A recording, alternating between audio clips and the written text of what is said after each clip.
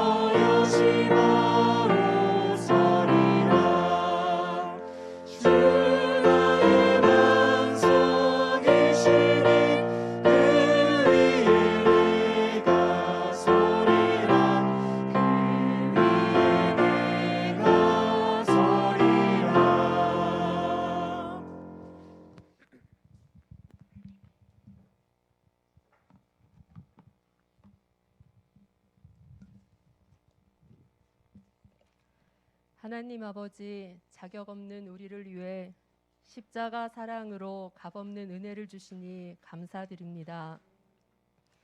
하나님이 우리 아버지 되어주시고 하나님의 자녀로 살게 해주시니 감사드립니다. 이 시간 하나님과 우리의 관계 속에 가로막고 있는 것은 없는지 돌아봅니다.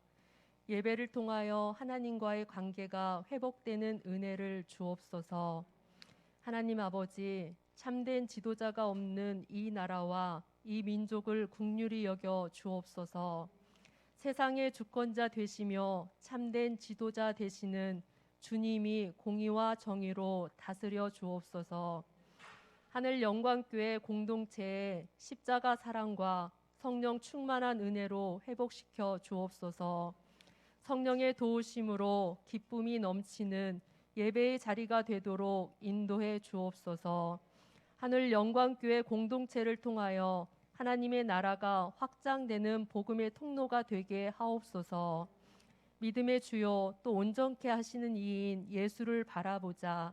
하나님 아버지, 우리에게 이 세상 삶의 방식과 가치관에 흔들리지 않고 말씀을 의지하게 하옵소서. 성령의 도우심으로 상황을 분별하는 지혜를 주옵소서.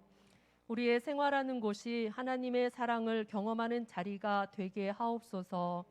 우리에게 믿음의 경지를 넓혀 주옵소서. 우리의 구별된 삶을 통하여 하나님만이 영광 받으시는 열매 맺는 삶을 살게 하옵소서. 하나님 아버지, 말씀을 전하시는 목사님을 위해 간구합니다. 성령 충만한 은혜로 기름 부어 주옵소서. 영육간에 강건하게 하옵소서. 매일 하나님과 교제 가운데 만나 주시고 지치지 않도록 새 힘으로 붙들어 주옵소서. 예배 가운데 선포되는 말씀의 권능이 회복과 치유의 은혜가 되게 하옵소서. 목사님 가정에 필요를 공급하시며 주님이 주시는 기쁨과 평안으로 인도해 주옵소서. 홀로 지내는 홍사모님 영육간에 강건하게 하시고 평안을 주옵소서. 네 분의 전도사님과 직분자들에게 성령 충만한 은혜로 임하여 주옵소서. 영육간에 강건하게 하시며 주님이 주시는 능력으로 맡겨진 직분을 감당할 수 있도록 인도해 주옵소서. 삶의 주권자 되시는 하나님 아버지, 학업과 취업 진로를 준비하는 자녀들이 있습니다. 평안과 지혜를 주옵소서. 하나님을 신뢰하고 하나님의 계획과 뜻 가운데 합당한 길로 인도해 주옵소서. 다음 세대를 이어갈 자녀들을 위해 간구합니다. 말씀에 순종하고 믿음 안에서 성장하여 하나님의 쓰임받는 자녀들로 세워 주옵소서. 주님의 날 교회를 위해 여러 모양으로 섬기는 지체들이 있습니다. 섬기는 손길을 기억하시고 기쁨과 감사로 섬길 수 있도록 인도해 주옵소서. 시작되는 한 주간도 깨달은 말씀을 생각하며 말씀이 일상을 살아가는 힘이 될 수 있도록 도와주옵소서. 이 시간도 살아계셔서 함께 하시는 하나님 아버지께 감사드리며 예수님 이름으로 기도드립니다. 아멘.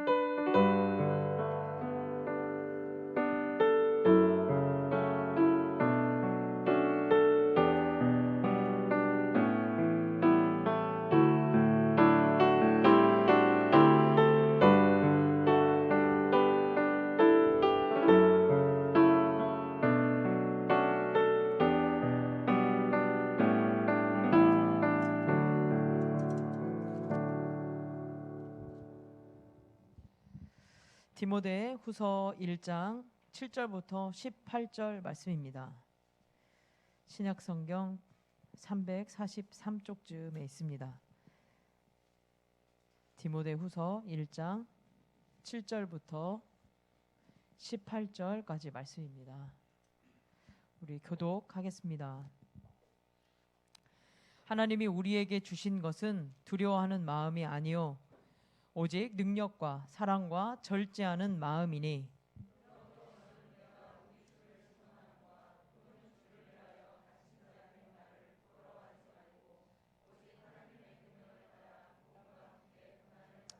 하나님이 우리를 구원하사 거룩하신 소명으로 부르심은 우리의 행위대로 하심이 아니요 오직 자기의 뜻과 영원 전부터 그리스도 예수 안에서 우리에게 주신 은혜대로 하심이라.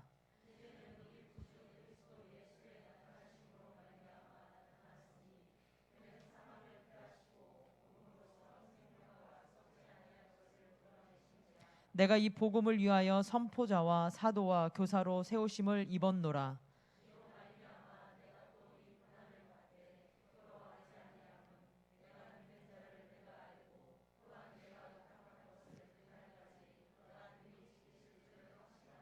너는 그리스도 예수 안에 있는 믿음과 사랑으로서 내게 들은 바 바른 말을 본받아 지키고 우리 안에 거하시는 성령으로 말미암아 내게 부탁한 아름다운 성수 지키라. 아시아에 있는 모든 사람이 나를 버린 이 일을 네가 아나니 그 중에는 부겔로와 하모게네도 있느니라. 원하는데 주께서 오네시모를 집에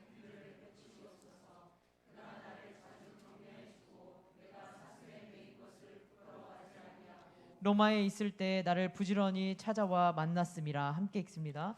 원하건대 주께서 그로 말미하여금 그날의 주의 긍휼을 입게 하여 주옵소서. 또 그가 에베소에서 많이 봉사한 것을 내가 잘 아느니라. 아멘. 복음과 함께 고난을 받으라 라는 제목으로 목사님께서 말씀 전하시겠습니다. 우리 옆에 분 가면 인사 나눌게요. 복음을 부끄러워하지 맙시다. 네, 복음을 부끄러워하지 마십시다. 이 디모데후서는 이제 바울이 두 번째로 감옥에 갇혀 있을 때 자신의 동역자고 영적인 아들 디모데에게 쓴 편지입니다.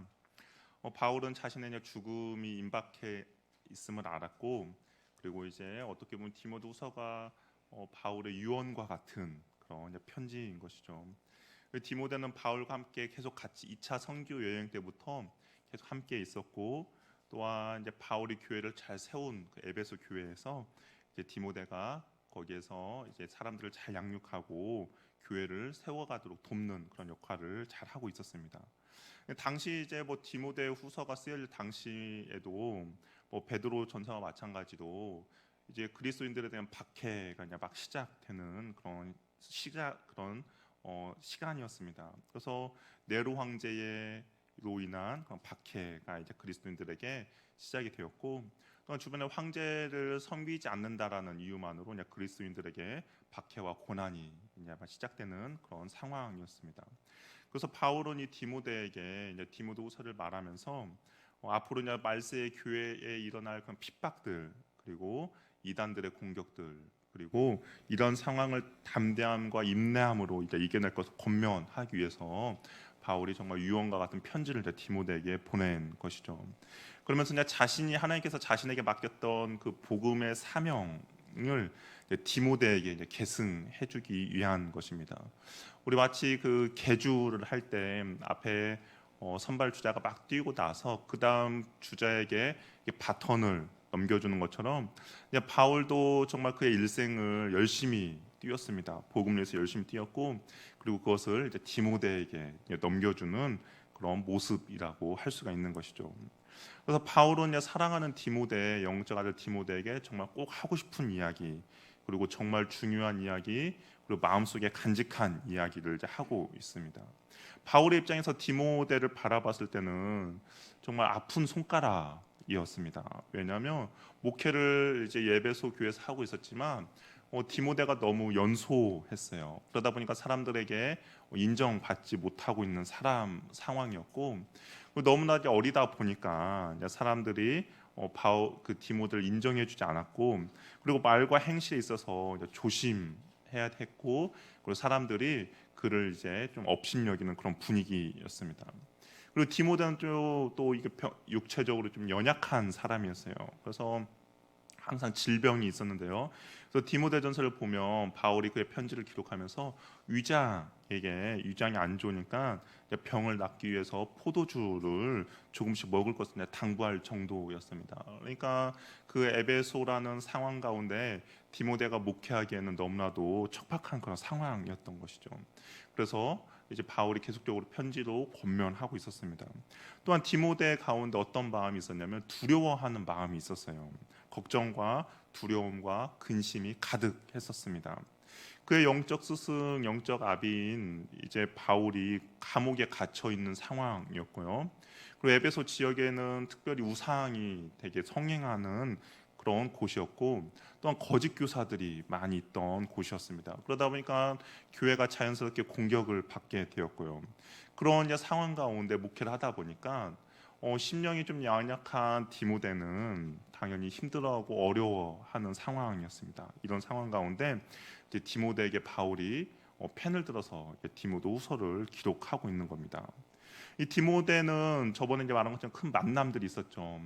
그래서 바울과의 만남과 그리고 그의 부모님으로부터의 그런 믿음과 그리고 성령님으로부터 받은 여러 가지 은사들이 있었습니다. 그런데 그 두려움 가운데 가득 차 있다 보니까 하나님께서 주신 은사들을 제대로 활용하지 못하고 있는 그런 상황이었어요. 앞에서 말한 것처럼 바울은 감옥에 갇혀 있고, 그리고 이제 네로 황제로 인한 핍박들이 시작되어 있고, 그리고 에베소 교회의 거짓 교사들이 성향에 있었고, 그러다 보니까 두려움을 인해서 자신감을 잃고 그 목회를 온전히 제대로 하지 못하고 있는 상황이었습니다. 성령 하나님께서 주신 그 은혜들을 온전히 목회 가운데 잘 흘려 보내지 못하고 있는 그런 상황이었던 것이죠.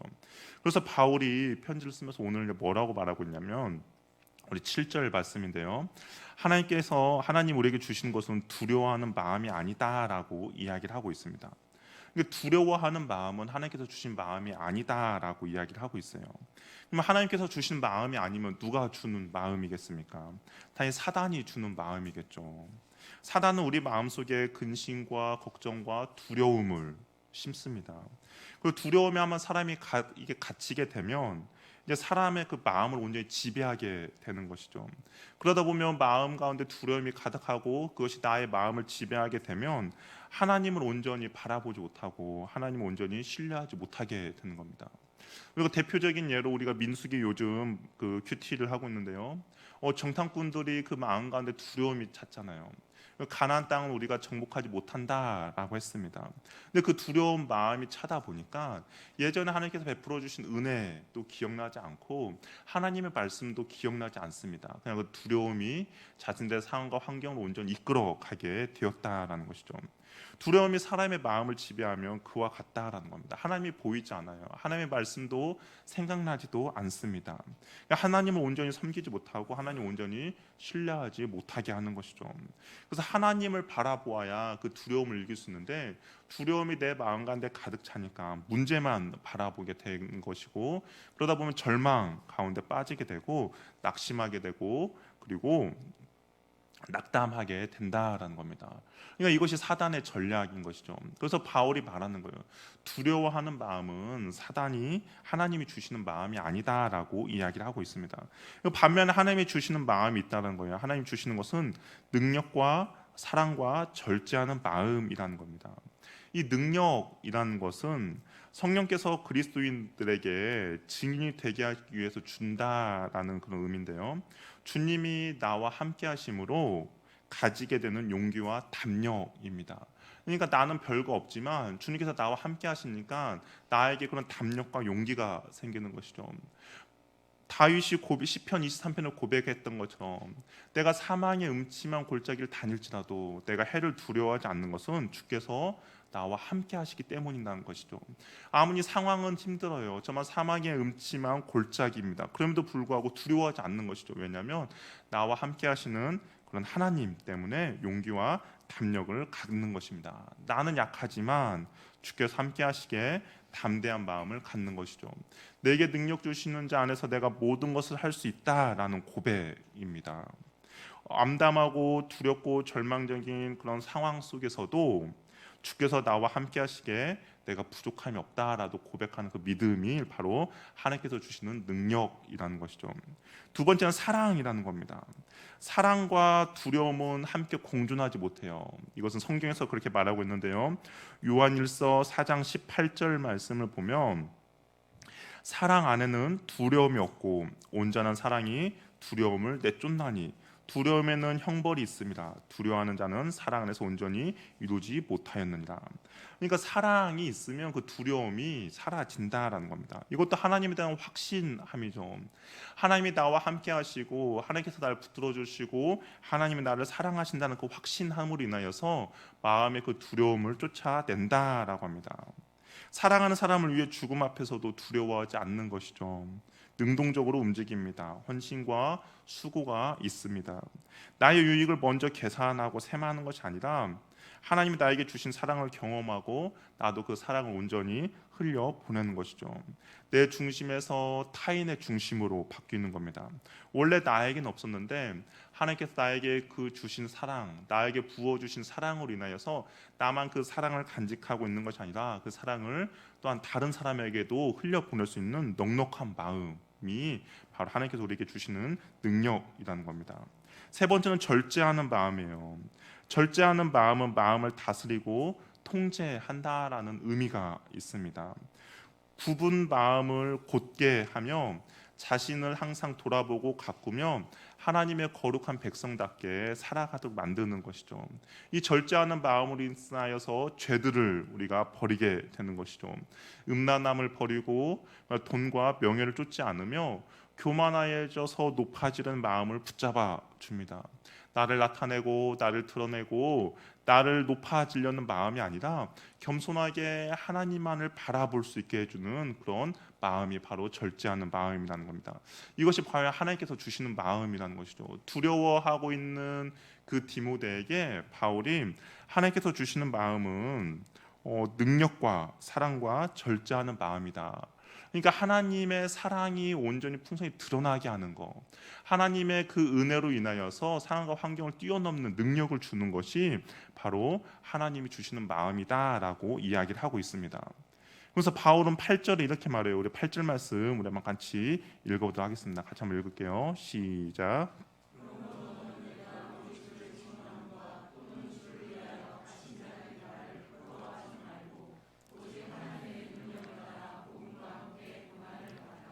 그래서 바울이 이제 뭐라고 말하냐, 그 두려워하는 마음, 그러니까 내가 갇혀 있고 옥에 갇혀 있다고 해서 그 두려워하는 마음을 갖지 말고 갇힌 자 된 나를 부끄러워하지 말고 두려워하지 말라라고 이야기를 하고 있습니다. 그러면서 하나님의 능력을 따라 복음과 함께 고난을 받으라라고 권면하고 있는 것이죠. 바울이 복음을 전하다가 감옥에 갇혀 있는 것은 부끄러운 것이 아니다라고 이야기합니다. 당시에 사람들이 옥에 갇힌 바울을 너무나도 부끄럽게 생각했어요. 어떻게 보면 바울이 정말 복음을 전하는 일선에서 복음을 전하는 사람들이었고, 바울을 통하여서 선교로 인해서 많은 교회들이 세워졌잖아요. 그럼에도 불구하고 그 교회 안에 바울이 감옥에 갇혔다라는 것을 너무나도 부끄럽게 생각한 사람도 있었습니다. 그 대표적인 인물이 우리가 좀 이따 살펴보겠지만 15절에 나오는 부겔로와 허모게네와 같은 사람들입니다. 그래서 바울은 디모데에게 말해요. 나를 갇힌 나를 부끄럽게 여기지 말고 온전히 하나님의 능력을 따라 복음과 함께 고난을 받으라라고 권면하고 있습니다. 우리 한번 생각해 보세요. 만약에 바울이 정말 사랑하는 아들에게 이야기를 하려면 고난을 피하고 그렇게 이야기하는 것이 오히려 맞는 말일 것입니다. 왜냐하면 이 복음을 전하면서 고난을 받으니까 이 고난이 너무나 힘드니까 고난을 피하고 잠시 어디 숨어 있어라라고 권면하는 것이 아마 더 옳은 말일 겁니다. 여러분 자녀들에게 만약에 여러분들이 고난을 받으면서 어떤 복음 때문에 어떤 고난과 핍박을 받았다면 뭐라고 편지를 쓰겠습니까? 당연히 잠시 숨어 있든지 잠시 피해 있든지, 그리고 어떻게 좀 피할 길을 알려주는 그런 방법을 알려주는 것이 정말 사랑하는 사람에게 하고자 하는 그런 마음일 겁니다. 사랑하는 사람에게 더 좋은 것을 주고자 하는 마음이 우리 사람의 마음인 것이죠. 그런데 바울은 뭐라고 말하냐? 고난을 받으라라고 권면하고 있습니다. 왜 그럴까? 그 고난 받는 것이 더욱더 큰 유익이 있기 때문인 것이죠. 바울이 자신이 복음을 전하면서 그리고 하나님을 온전히 알다 보니까 다른 것보다 정작 중요한 것은 복음을 피하고 복음을 버리고 피할 길을 가는 것이 아니라 그 복음 가운데 복음을 전하면서 당당히 맞서서 고난 받는 것이 더 큰 복임을 바울이 온전히 알기 때문입니다. 그래서 바울이 사랑하는 아들 디모데에게 복음과 함께 고난을 받으라라고 하는 이유는 고난은 그리스도께 가는 필수 관문이기 때문인 것이죠. 이 고난을 통하여서 예수 그리스도께 더욱더 가까이 나아가고 이 고난을 통하여서 예수님의 그 은혜가 무엇인지를 더욱더 경험하는 그런 관문이기 때문에 그 고난과 함께 복음과 함께 고난을 받으라라고 이야기를 하고 있습니다. 우리 사도행전 14장 22절에 보면 이렇게 기록되어 있어요. 제자들의 마음을 굳게 하여 이 믿음에 머물러 있으라 권하고, 또 우리가 하나님의 나라에 들어가려면 많은 환난을 겪어야 할 것이니라 라고 이야기하고 있습니다. 그러니까 하나님 나라에 들어가기 위해서는 더 많은 환난을 겪고 당해야 한다라고 이야기하고 있습니다. 이 고난이 그냥 단순히 값 없는 그런 고난이 아니라 이런 고난을 통하여서 내가 하나님 나라에 오히려 더욱더 들어갈 수 있는 그런 은혜를 얻을 수 있다라고 이야기하고 있는 것이죠. 요한복음 15장 19절에서도 예수님께서 이렇게 말씀하셨는데요. 너희가 세상에 속하였으면 세상이 자기의 것을 사랑할 것이나 너희는 세상에 속한 자가 아니요 도리어 내가 너희를 세상에 택하였기 때문에 세상이 너희를 미워하느니라 라고 이야기하고 있습니다. 이 세상이 하나님의 택한 자들을 미워한다라는 겁니다. 이 세상이 복음을 가지고 살아가는 사람을 미워한다라는 거예요. 그렇기 때문에 내가 이 세상을 살아가면서 복음 때문에 고난을 받는 것은 어떤 의미가 있냐면, 내가 하나님의 택함 받은 하나님의 백성이구나, 하나님의 사랑을 받는 하나님의 자녀이구나 라는 것을 보여주는 하나의 현상이 복음 때문에 고난을 받는 모습이라는 것이죠. 우리가 말씀에 순종하다 보면 세상의 가치관과 충돌할 때가 있습니다. 우리가 말씀에 순종하다 보면 세상 사람들의 마음을 불편하게 해요.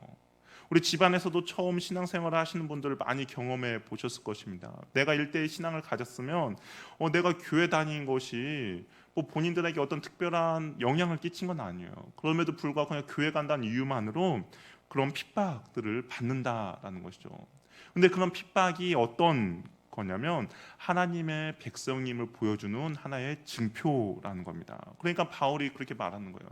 그럼 복음과 함께 고난을 받는 것은 그냥 단순히 너가 잘못해서 그런 것이 아니라 세상 가운데 너가 빛과 소금의 역할을 잘 감당하고 있기 때문에 하나님의 백성임을 온전히 나타내고 있기 때문에 세상으로부터 그런 고난과 핍박을 받는 하나의 징표다라고 바울이 말하고 있는 것입니다. 가정에서, 직장에서, 학교에서 내가 그냥 예수 믿는 것 때문에 고난을 받고 있다면 나는 하나님의 자녀로서 신앙생활을 온전히 잘하고 있다는 증거라는 것이죠. 그리스도의 모습이 나타나지 않는 사람은 세상이나 사단이 괴롭힐 이유가 없습니다. 우리 스포츠 경기를 할 때 어떤 사람이 만약에 축구를 하는데 우리 흔히 말해서 어떤 구멍이 뭐 개발이라고 합시다. 그러면 그 사람이 공을 가지고 있으면 수비수가 굳이 따라가서 그 사람 공을 뺏을 필요가 없는 것이죠. 가만히 있어도 우리 편인데 굳이 힘을 쓸 필요가 없다라는 것이죠.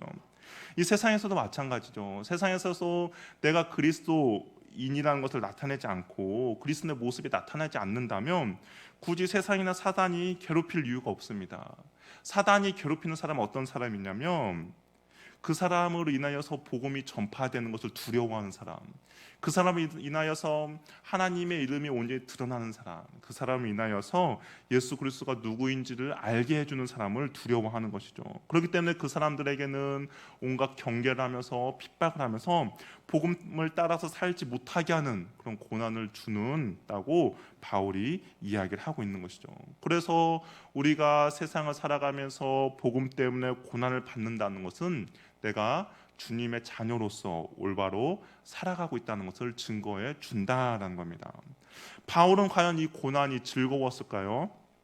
아니에요. 바울도 분명히 두려웠습니다. 그럼에도 고난 앞에서 그가 담대할 수 있는 이유는 확신하고 있는 것이 하나 있었는데요. 그것이 무엇이냐면 바로 12절 말씀인데요. 우리 12절 말씀 우리 같이 한번 읽어보겠습니다. 시작.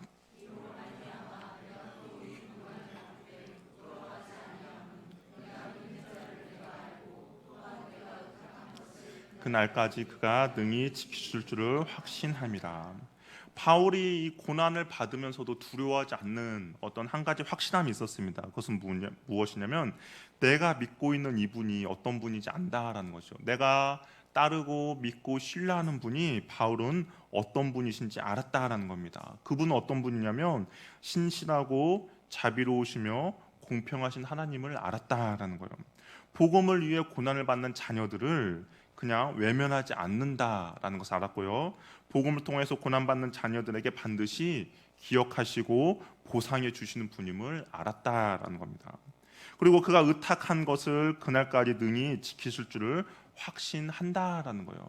여기서 이 확신하다라는 단어는 어떤 단어냐면 그냥 막연히 어떤 신뢰에서 나오는 단어가 아니라 과거의 여러 가지 어떤 경험들, 과거의 여러 가지 어떤 과정을 통해서 검증되어지는 그런 확신함입니다. 그러니까 과거에도 하나님께서 나에게 이런 일들을 통하여서 어떤 확신을 주신 그런 것을 내가 경험해서 주님을 확신한다라는 것이죠. 이례적인 사건이 아니에요. 계속적으로 반복해서 오는 그런 사건입니다. 그렇기 때문에 바울이 고난 가운데서도 낙심하지 않고 좌절하지 않고 두려워하지 않고 부끄러워하지 않는 이유는 그 주님께서 나를 기억해 주시고 그 주님께서 능히 나를 지켜주실 것을 확신하고 있기 때문인 것이죠.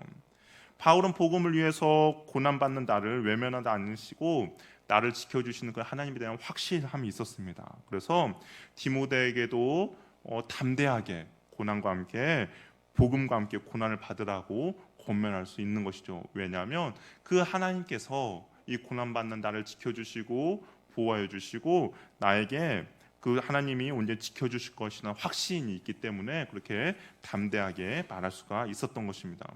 그러면 우리는 이런 질문이 생기는 것이죠. 과연 복음이 무엇인가? 이 복음이 무엇이기에 바울이 디모데에게 복음과 함께 고난을 받으라라고 하는가? 과연 그렇다면 바울이 알고 있는 복음은 무엇인가? 그 복음은 무엇이냐면 우리 9절에서 10절 말씀인데요. 우리 한번 같이 읽어보도록 하겠습니다. 같이 한번 읽겠습니다. 시작. 구원하사 거룩하신 소명으로 부르심은 우리의 행위대로 하심이 아니요 오직 자기의 뜻과 영원 전부터 그리스도 예수에 우리에게 주신 은혜대로 하심이다. 이제는 우리 구주 그리스도 예수의 나타나심을 말미암아 나타났으니 그는 사망을 패하시고 복음으로써 생명과 썩지 아니할 것을 드러내신지라. 이것이 이제 복음인데요. 제가 좀 더 쉬운 성경으로 한번 읽어드리겠습니다. 예수님께서 우리를 구원해 주시고 그분의 거룩한 백성으로 삼으셨습니다. 이것은 우리가 무언가 큰 일을 해서가 아니라 그분이 원하셔서 그분의 은혜로 된 것입니다. 그 은혜는 세상이 시작되기 전에 예수 그리스도를 통해 우리에게 이미 주어졌습니다. 그리고 우리 구주 그리스도가 오시고 나서야 비로소 우리에게 보여졌습니다. 예수님께서는 죽음의 권세를 깨뜨리시고 복음을 통해 영원한 생명의 길을 보여주셨습니다. 그러니까 바울이 말하고 있는 것은 뭐냐면 예수 그리스도 안에서 우리에게 주어주신 은혜가 바로 복음이라고 이야기하고 있는 것이죠. 근데 그 은혜는 무엇이냐면 우리가 어떤 행위, 우리가 어떻게 잘해서 주신 것이 아니라 그냥 하나님의 일방적인 은혜라는 겁니다. 우리의 행위로 얻어진 것이 아니라 하나님께서 그냥 우리에게 주셨다라는 거예요. 그렇기 때문에 우리가 행위로 얻어진 것이 아니기 때문에 우리의 행위로 인해서 또한 취소되지 않는다라는 것이죠. 복음은 예수 그리스도로 인하여서 나타났다라고 이야기합니다. 이 복음은 사망을 멸하고 썩지 아니할 영원한 생명을 준다라고 이야기해요. 사망을 패했다는 것은 그리스도의 복음이 그 죽음의 저주에서 우리를 해방시켰다는 것이죠. 그래서 복음 안에 참 생명이 있다라는 겁니다. 한마디로 쉽게 말하면 복음은 무엇이냐? 바로 예수 그리스도로 통하여서 온전히 이루어진 좋은 소식이 바로 복음이라는 것이죠. 그래서 바울은 이 복음을 가지고 어떻게 합니까? 11절에 내가 이 복음을 위하여서 선포자와 사도자와 교사로 세우심을 입었노라라고 이야기하고 있습니다. 그러니까 바울이 내가 이 복음을 위하여서 이 예수 그리스도를 전하기 위하여서 내가 선포자와 사도와 교사로 세우심을 입었고 내가 그 일을 온전히 감당했다라고 이야기를 하고 있는 것이죠. 그래서 바울은 우리는 이 참된 생명을 지켜 나가라라고 이야기합니다. 이 복음을 온전히 지키며 온전히 전파하며 이 복음대로 살아야 할 것을 디모데에게 말하고 있는 것이죠. 그럼 우리는 또 이런 질문이 생기죠. 그렇다면 복음을 지키고 복음을 전파하며 과연 어떻게 살아가고 싶을까? 우리도 그런 소망이 있지 않습니까? 우리도 내가 하나님의 자녀로서 이 복음을 온전히 전하며 살고 싶다. 내가 하나님의 자녀로서 이 복음대로 정말 살고 싶다라는 소망이 있습니다. 그렇다면 과연 어떻게 우리가 그 복음을 전파하며 복음대로 살 수 있는가? 우리 13절, 14절 말씀인데요. 우리 한번 같이 읽어보도록 하겠습니다. 같이 읽겠습니다. 시작. 예수 안에 있는 믿음과 사랑으로서 내게 들은 바 바른 말을 본받아 지키고 우리 안에 거하시는 성령을 말미암아 내게 부탁한 아름다운 것을 지키라. 여기서 이제 두 가지를 말해요. 어떤 걸 말하냐면 바른 말을 본받아 지키고 성령으로 말미암아 부탁한 것을 지키라라고 이야기를 하고 있습니다. 바울이 지금까지 디모데에게 바른 말을 했다는 것이에요. 이 바른 말은 무엇이냐면 바로 복음인데요. 우리가 말씀이라고 할 수가 있습니다. 예수님의 가르침이죠. 그러니까 예수님의 가르침을 본받아 지키라라고 이야기하고 있습니다. 또 한 가지는 성령으로 말미암아 지키라라고 이야기하고 있어요. 그러니까 성령의 도우심을 구하라라고 이야기하고 있습니다. 쉬운 성경에는 성령님의 도우심을 구하라는 거예요. 우리가 성령님의 도우심을 구하는 방법은 무엇입니까? 바로 기도라는 것이죠. 그러니까 바울이 말하고 있는 것은 뭐냐면 이 바른 말을 온전히 지키고 성령님의 도우심을 구하라는 것은 이 하나님의 말씀과 기도로 의지하며 나가라는 겁니다. 그러니까 우리가 하나님의 말씀을 읽고 그냥 우리가 기도하며 나아갈 때 우리가 이 복음대로 온전히 살아갈 수가 있다라는 겁니다.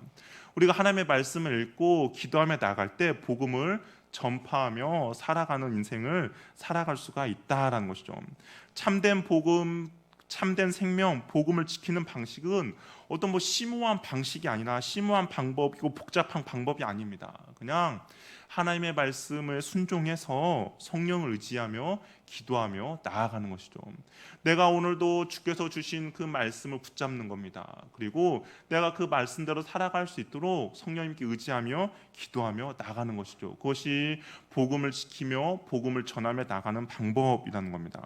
내가 복음을 전하며 복음대로 살아가는 방법은 바로 말씀과 기도라는 것이죠. 이것을 게을리하면 우리는 복음을 전하지 못하고 복음대로 살지 못합니다. 세상과 타협하게 돼요. 복음을 부끄러워하게 됩니다. 하나님의 뜻대로 살지 못하게 되는 것이죠. 아무리 신앙의 연수가 많더라도, 아무리 내가 교회에 다닌 횟수가 많더라도 이 말씀과 기도를 온전히 붙잡지 않으면 복음과 전혀 상관없는 인생을 살게 된다라는 겁니다. 복음을 부끄럽게 생각한다라는 거예요. 그래서 바울이 이 말씀과 기도 가운데 온전히 살을 것을 권면합니다. 그래야 내가 복음대로 살아갈 수 있고 내가 복음을 전하며 살 수 있고 복음을 부끄럽게 생각하지 않기 때문인 것이죠. 이제 두 부류의 사람이 나와요. 두 부류의 사람이 나오는데 한 부류는 복음을 부끄러워한 사람이고요. 한 부류는 복음을 부끄러워하지 않는 사람입니다. 복음을 부끄러워한 사람은 누구냐면 바로 부겔레오와 허모겜네라는 사람입니다. 이들은 복음이 부끄러웠어요. 이들이 소유한 믿음은 유선적이고 가식적인 믿음이었습니다. 어떻게 보면 기독교의 수장이라고 할 수 있는 바울이 감옥에 갇혔습니다. 예수를 믿으면 형통하고 예수를 믿으면 잘 돼야 하고 예수를 믿으면 고난이 없어야 된다라고 이들은 생각을 했던 것이죠. 그런데 예수를 전하는 사람이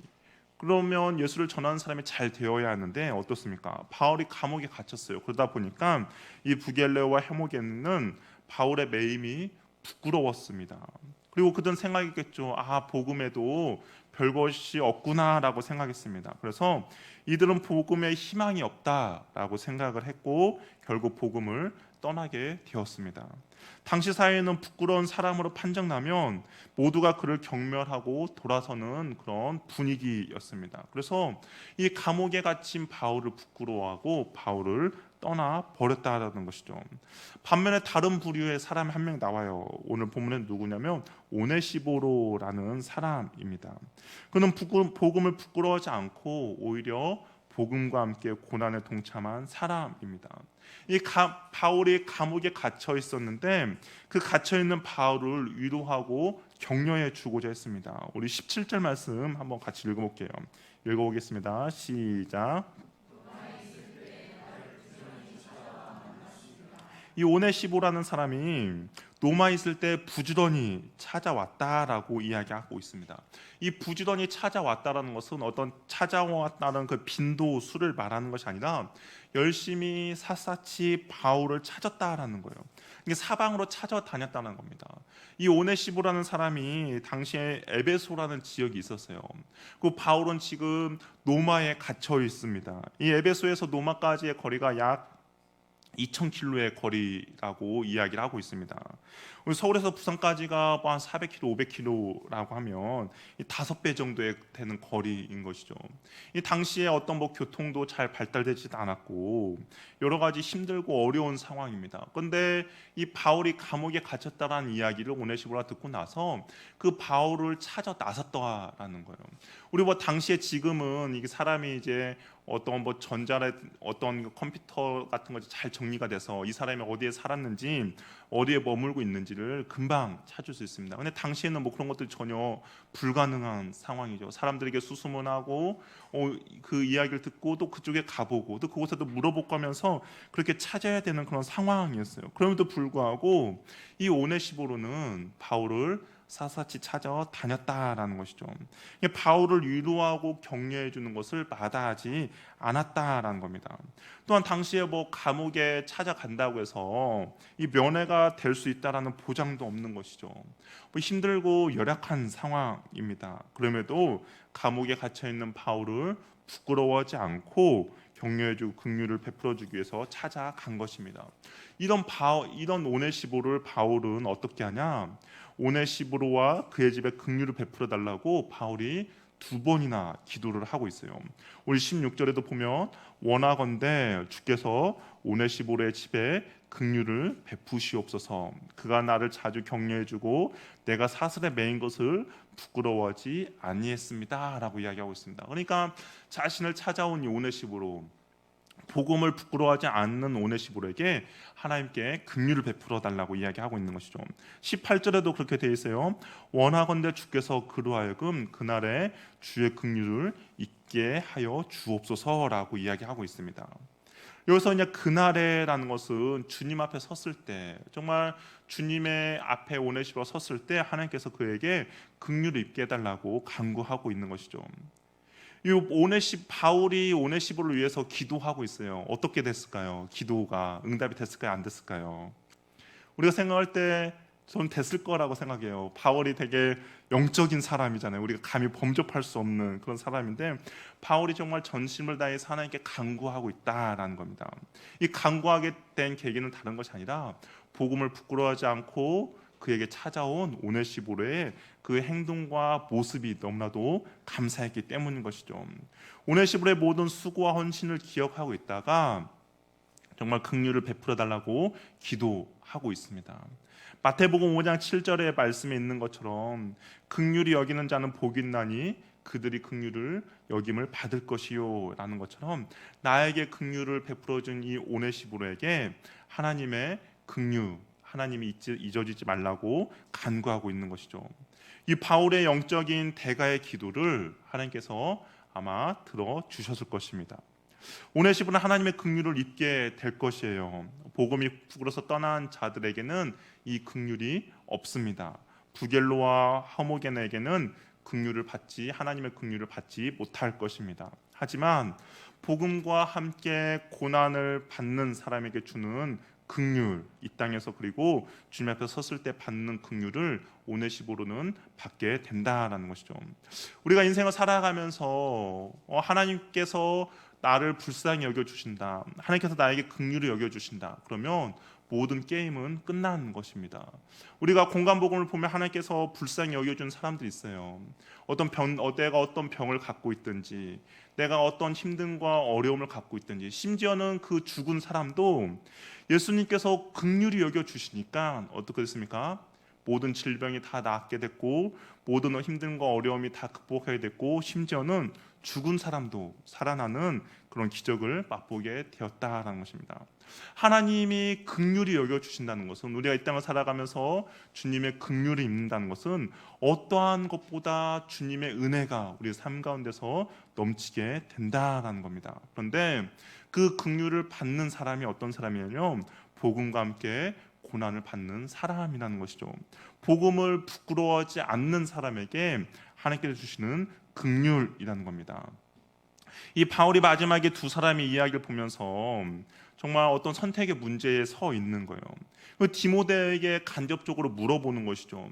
디모데는 지금 바울이 감옥에 갇혀 있어요. 그리고 여러 가지 두려움과 근심과 걱정이 있습니다. 그러면서 바울이 계속 말했죠. 복음과 함께 고난받는 것을 두려워하지 말아라. 감옥에 갇힌 나를 부끄러워하지 말아라 라고 이야기하면서 이 허모게네와 그리고 오네시보로의 그 관계를 이야기해 줍니다. 그러면서 이렇게 묻는 거죠. 너는 어느 편에 설 것이냐라고 묻는 겁니다. 복음을 위하여서 고난받는 편에 설 것이냐, 아니면 복음을 부끄럽게 생각하는 자들과 함께 할 것이냐. 어떤 것을 선택하는 거에 따라서 너도 주님의 긍휼을 받을 것인지 결정하라라고 바울이 꼭 그렇게 권면하고 있는 것 같습니다. 어떤 선택을 하느냐에 따라서 결과는 완전히 달라지게 될 것이죠. 복음을 부끄러워하지 않는 선택을 한다면 하나님의 긍휼이 그 디모데의 삶 가운데 넘쳐나게 될 것입니다. 반면에 복음을 부끄러워하는 이 허무게마와 같은 그런 선택을 한다면 하나님의 긍휼이 그의 인생 가운데 나타나지 않을 것입니다. 동일하게 저와 여러분에게 동일하게 묻고 있는 것이죠. 복음과 함께 고난받는 것을 부끄러워하시겠습니까? 복음을 부끄러워하시겠습니까? 아니면 복음과 함께 고난 받는 자와 함께하여 그 고난에 동참하시겠습니까? 어떤 선택을 과연 여러분은 하고 싶으세요? 우리의 선택에 따라서 주께서 긍휼을 베풀지 아니면 긍휼을 베풀지 않을지 주님도 그렇게 결정하게 될 것입니다. 제가 여러분에게 권면하고 싶은 것은 복음과 함께 고난받는 것을 부끄러워하지 마시기 바랍니다. 복음을 부끄러워하지 마세요. 우리가 신앙생활을 하면서 복음을 부끄러워하는 사람들이 있습니다. 내가 직장을 다니면서도 내가 그리스도인임을 떳떳하게 드러내지 못하는 사람이 있다라는 것이죠. 내가 교회를 다니는 것을 사람들에게 당당하게 이야기를 하지 못합니다. 왜냐하면 내가 교회를 다닌다면 분명히 손해를 보기 때문인 것이죠. 내가 교회를 다닌다고 이야기한다면 그 교회 다니는 것 때문에 내가 어떤 불이익을 당한다라고 생각을 하기 때문입니다. 그래서 복음을 부끄러워하고 그리고 내가 하나님의 자녀임을 이야기하지 않는다라는 것이죠. 그런데 주님께서 오늘 우리에게 이야기하고 있는 거예요. 과연 어떤 선택을 할 것인가 라고 묻습니다. 복음을 부끄러워하지 않는 선택을 할 것인가 아니면 복음을 부끄러워하는 선택을 할 것인가. 너가 만약에 복음을 부끄러워하지 않는 선택을 한다면 하나님의 긍휼이 너에게 있을 것이다 라고 이야기를 하고 있는 것이죠. 그 긍휼을 받는 저와 여러분이 되기를 바랍니다. 어디에 있든지 무엇을 하든지 복음을 부끄러워하지 마시기 바랍니다. 당당하게 내가 하나님의 자녀임을 고백하고 설령 그 복음을 인하여서 내가 고난을 받고 핍박을 받고 어떤 불이익을 받더라도 더욱더 당당하게 그 복음을 온전히 전하며 지키며 나아가길 바랍니다. 그럴 때 주님께서 우리를 긍휼히 여겨 주신다라는 거예요. 주님의 긍휼이 있다면 그 사람에게는 어떠한 두려움과 걱정과 근심이 없을 것입니다. 왜냐하면 그 주님의 긍휼이 우리의 모든 것들을 보상해 주시고 우리의 모든 것들을 인도해 주시기 때문입니다. 그런 은혜가 저와 여러분 삶 가운데 있기를 바랍니다. 함께 기도하겠습니다. 우리 시간 기도할 때 한번 이렇게 기도했으면 좋겠어요. 구겔로와 허모게네는 그는 복음을 부끄러워했습니다. 다른 것이 아니라 그 복음으로 인하여서 자신에게 불이익이 있다라는 것을 알기 때문인 것이죠. 반면에 오네시모로는 어떻습니까? 복음을 절대로 부끄러워하지 않고 복음과 함께 고난받는 것을 두려워하지 않았습니다. 그리고 그걸로 인하여서 바울은 하나님의 긍휼, 하나님의 은혜가 이 오네시모로와 그의 집에 베풀어 달라고 간구한 것이죠. 우리 시간 기도할 때 하나님, 나도 복음을 부끄러워하지 않는 인생 살 수 있도록 도와주시옵소서. 복음 때문에 고난을 받고 복음 때문에 손해를 보고 복음 때문에 불이익을 받더라도 내가 복음 전하는 것을 두려워하지 않고 복음대로 사는 것을 부끄러워하지 않는 인생 되도록 도와주시옵소서. 나를 항상 지켜주시고 보호해주시고 인도해주신 그 주님이 있음을 확신하기에 나 또한 복음을 담대히 전하며 복음대로 살아갈 수 있는 은혜를 허락하여 주시고 그러한 삶을 살아갈 때 주님의 긍휼하심과 주님의 은혜가 내 삶 가운데 넘쳐나도록 도와주시옵소서. 우리 같이 기도하며 나가겠습니다. 할렐루야. 하나님 아버지 감사합니다. 주께서 우리 삶 가운데 주신 은혜가 날마다 넘쳐날 수 있도록 주여 도와주시옵소서. 하나님 복음과 함께 고난을 받으라. 복음을 두려워하지 말아라. 이 복음 때문에 갇혀있는 나를 부끄러워하지 여기지 말라라고 말하는 그 바울의 하나님, 우리가 온전히 이 복음을 따라 살아가는 인생 되게 하여 주시옵소서. 복음을 부끄러워하지 않는 인생 되게 하여 주시옵소서. 구겔레와 허모게네처럼 복음이 부끄러워서 바울을 떠나며 복음을 부끄러워서 복음대로 살지 않는 그런 모습이 아니라 오네시모로처럼 내가 복음을 부끄러워하지 않고 온전히 살아갈 수 있도록 도와주시옵소서. 하나님, 내 직장과 내 학교와 내가 어느 곳에 있든지 하나님의 복음과 함께 고난을 받는 것을 두려워하지 않고 도와주시고 어디서든지 내가 하나님의 자녀임을 온전히 전하며 내가 예수 그리스도를 믿는 사람임을 온전히 나타낼 수 있도록 주셔서 도와주시옵소서. 하나님, 그런 삶을 살아갈 때 주께서 온전히 나를 지켜주시고 보호해 주심을 압니다. 온전히 주님께서 나와 함께 하심을 확신하노니 하나님 주의 긍휼과 주께서 주의 은혜가 그 삶 가운데 날마다 넘치도록 주여 도와주시고 인도하여 주시옵소서. 하나님의 복음과 함께 부끄러워하지 않는 인생 살아갈 수 있도록 주께서 함께 해주시고 도와주시옵소서. 하나님, 이런 은혜가 있기를 원하오니 지켜주시고 도와주시고 원하오니 주여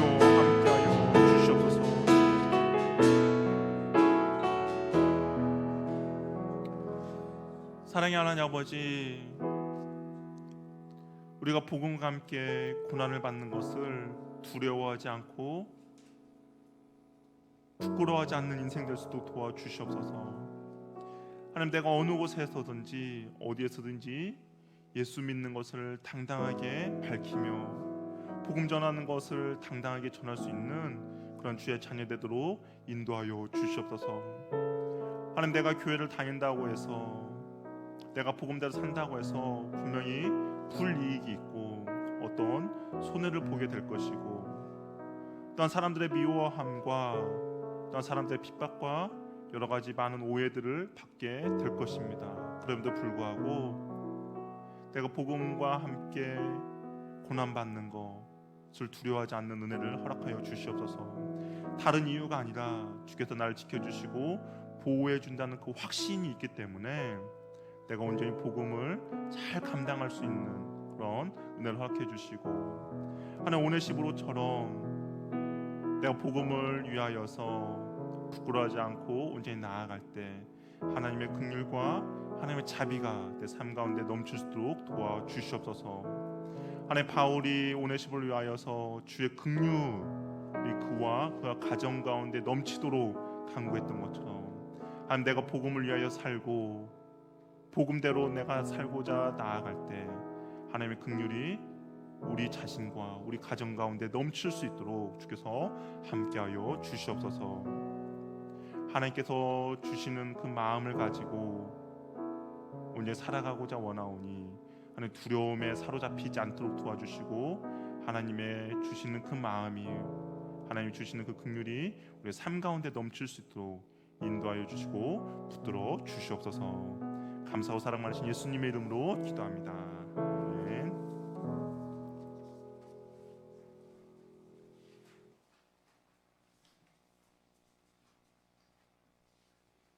교회 소식 말씀드리겠습니다. 오전에 말씀드린 대로 다음 주 주일 일정을 잘 살펴주시고 잘 준비해 주시기를, 기도로 준비해 주시기를 부탁드립니다. 기도해야 될 우리 지체들을 한 번씩 봐주시고요. 힘써 기도해 주셔서 교회가, 우리 청년들이 마땅히 있어야 될 자리에 취업과 일터를 잘 선택하고 세워질 수 있도록 취업을 준비하는 지체들 위해 기도해 주시고, 내일 이제 출국하는 우리 홍은경 자매를 위해서도 기도해 주시기를 부탁드리겠습니다. 우리 찬양집 62장입니다. 찬양 62장 드리고 축도로 예배 마치겠습니다.